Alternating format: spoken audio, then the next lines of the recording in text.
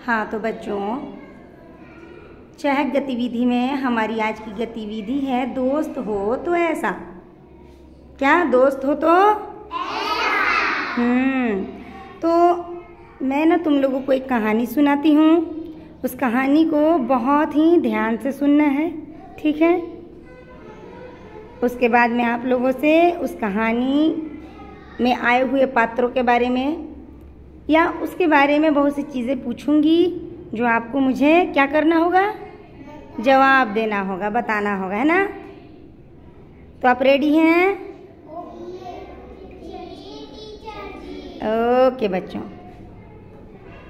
हाँ तो बच्चों, हमारी कहानी है दोस्त हो तो ऐसे। दोस्त सभी के दोस्त होंगे ना। तो हम दोस्त को और क्या क्या कहते हैं? फ्रेंड और सहेली, और भी कुछ कहते हैं, मित्र भी कहते हैं। क्या कहते हैं? मित्र, ठीक है। तो हमारी जो कहानी है, गांव की सीमा पर नीम का एक बड़ा पेड़ था, ठीक है। पेड़ की डाल पर एक कौवे ने अपना घोंसला बनाया हुआ था। किसने घोंसला बनाया था? पेड़ के तने में एक खोह था, उसमें एक खरगोश रहता था। कौवा और खरगोश पक्के दोस्त थे। खोह जानते हो क्या कहलाता है? नहीं ना।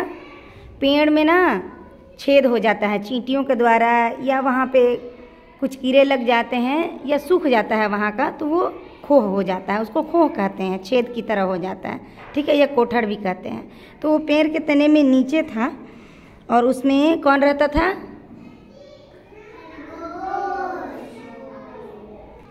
हाँ, खरगोश रहता था।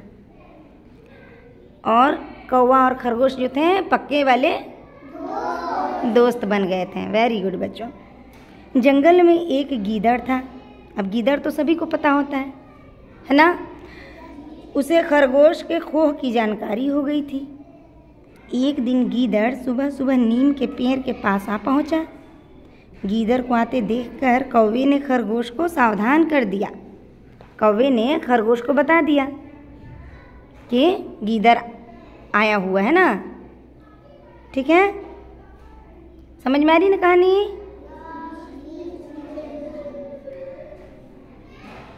खरगोश फौरन अपनी खोह में घुस गया। जब उसको मालूम पड़ा खरगोश को कि गीदड़ यहाँ आ रहा मुझे पकड़ने, तो वो क्या किया? खरगोश अपनी खोह में, खोह में अंदर चला गया। गीदड़ खरगोश की खोह के आगे अड्डा जमाकर बैठ गया। उसने सोचा थोड़ी देर बाद खरगोश खाना ढूंढने के लिए तो बाहर निकलेगा ही।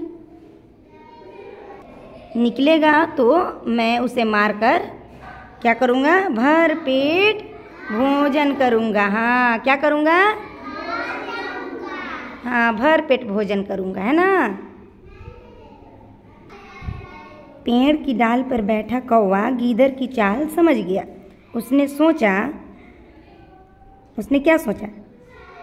उसने सोचा मित्र की सहायता करना मेरा कर्तव्य है।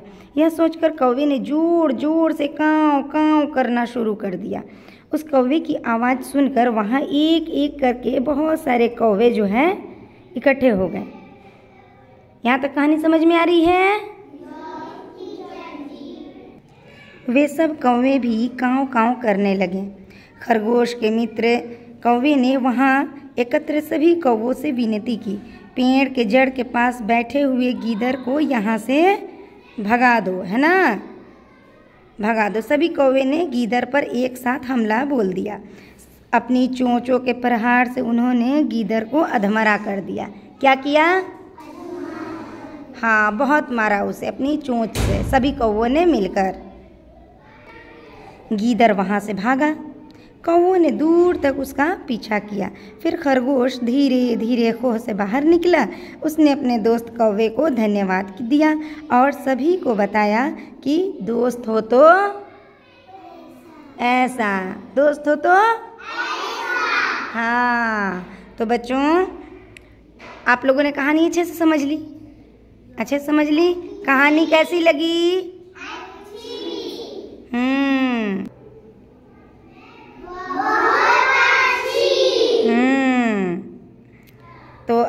ये बताइए कि कहानी में कौन कौन से पात्र थे? पात्र यानी इसमें कौन कौन से लोग थे? हाँ, जोर से।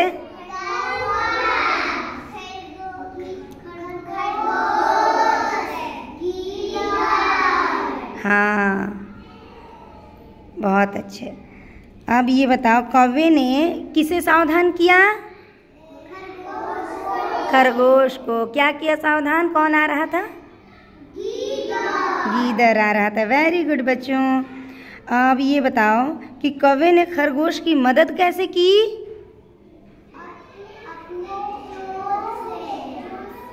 कौवे ने कैसे मदद की? अकेले किया? हाँ, तुम खरे जो मोहित मोहित बताएगा, जोर से बोलो। हाँ, जोर से बोलो। हाँ, बोलो।